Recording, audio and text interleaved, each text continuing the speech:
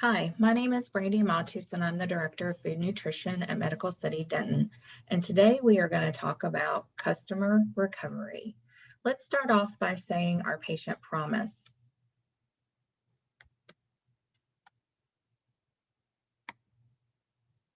I wanted to provide excellence always, every action, every patient, and every time. So how do we deal with customer complaints? We use a LEARN model, which is an acronym for listen to the customer, empathize, acknowledge the error or issue, respond appropriately to the best of your ability, and notify your supervisor of the issue. All right, so now at this point, I want to show you a video that illustrates some good scenarios of dealing with irate customers. Not necessarily in our world, but the information is still valuable.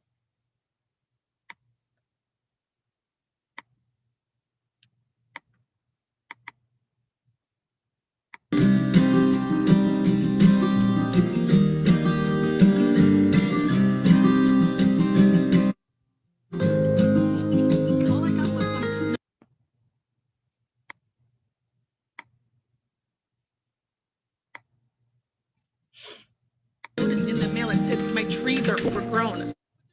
They're just full. You don't understand. They have come out twice before, and still all I get is static. I pay good money for premium channels, so is it too much to ask that I might actually get to watch when I feel like it? I can certainly see why you're upset, Mr. Fisk. These kind of situations can be very frustrating. Well, that's brilliant. That is just brilliant. The city sure hires the best and the brightest, don't they? When I'm faced with unhappy customers, I do my best to keep my emotions in check, which can be especially challenging if they're being abusive. Primazoid finishes his lunch break. Another important step in dealing with difficult customers is to use positive language. Instead of saying what you can't do, focus on what you can do for the customer. Because I was about to lose it. All right, here's what I can do for you. All right, I can contact the help desk manager personally and see why they're having a problem getting your service restored. People are going to get angry. Conflicts do happen. So stay professional, use your head instead of getting angry back at them. It's just so hard when they blame me for everything. Try to think of it as you and the customer working together as a team. You know, you and me against the problem. Yeah, but how do you get to that point of working together if they're mad at you from the very beginning? Well, if you use your basic customer service skills, sometimes you can turn it around before it even becomes a confrontation. Like yesterday. What happened yesterday?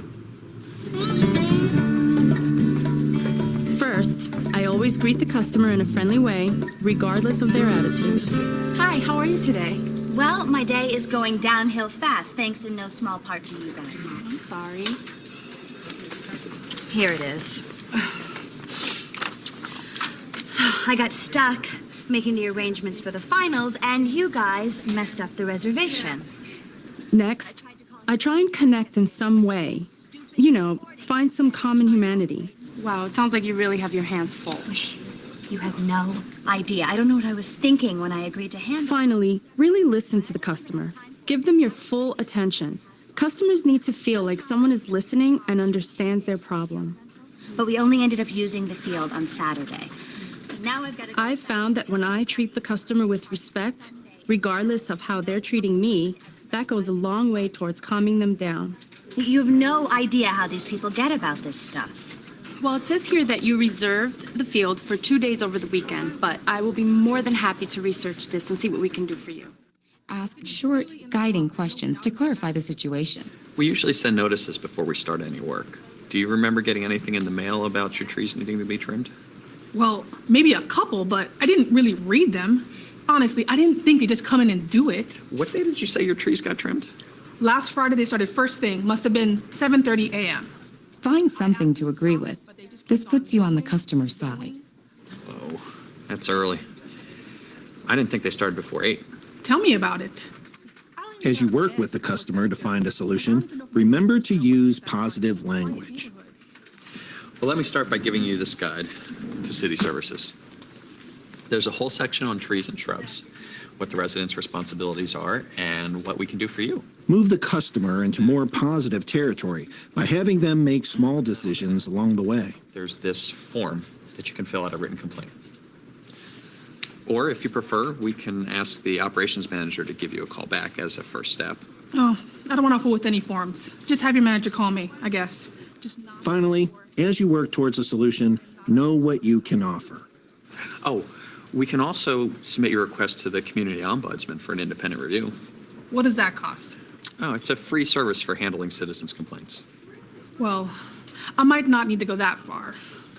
Tell you what then, why don't you go over that information, and I will ask the operations manager to give you a call as soon as he gets back in the office. That sounds fair enough. Thanks for your help. You bet.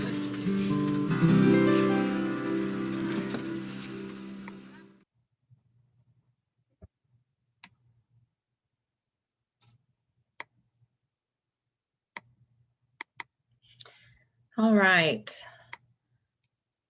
So some really good takeaways from this video, I thought, were making sure that when we're dealing with an upset customer or patient, that we keep our emotions in check and we remain professional. We use positive language and focus on what we can do. Working together with the patient or our customer to solve the problem together. Connecting with our patients. Giving the customer your full attention, and know what you can offer. And this is especially important in our world, especially since we have many patients who get frustrated with us since they're on limited diets. So being able to know different alternatives that we can offer them when they are upset to make it work. And if you don't know, you can always reach out to a registered dietitian or your supervisor or myself and just ask if there is something that we can do to make it better for that particular patient. And just always follow up with the patient when you do that.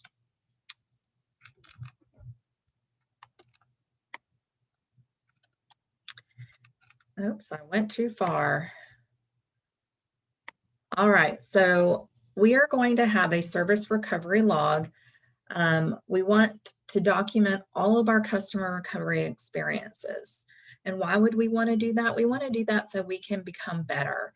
We want to be able to track and trend any opportunities we have to improve. The log is going to be located in the diet office. And when you have a customer recovery opportunity, I need you to document it in this book. Document the date, the patient name, room number, issue, resolution or action taken, and if any follow-up steps need to happen and by whom. This is a picture of what the customer recovery log book will look like in the diet office, and the inside document as well that you will be documenting all the information on. If you have any questions at all about customer recovery or providing adequate customer service in a tough situation, please don't hesitate to ask. Thank you for your attention and have a great day.